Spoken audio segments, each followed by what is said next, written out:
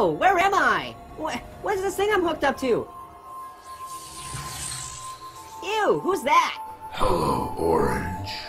I want to play a game. A game? Okay, let's play Go Fish. What? No. How about Chutes and Ladders? No, you don't get to pick the game.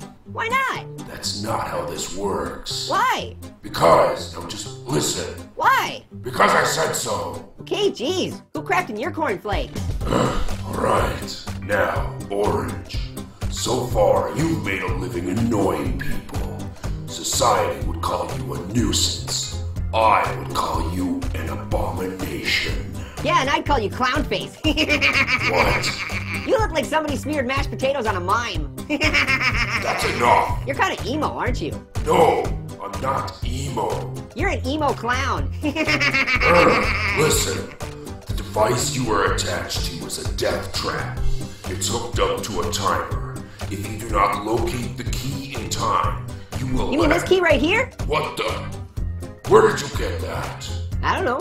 That's just great. You're totally ruining the game. Your game sucks. Let's play Yahtzee. I hate Yahtzee. Jenga? No. You like backgammon? Oh my god, you're annoying. Oh, I can't take it.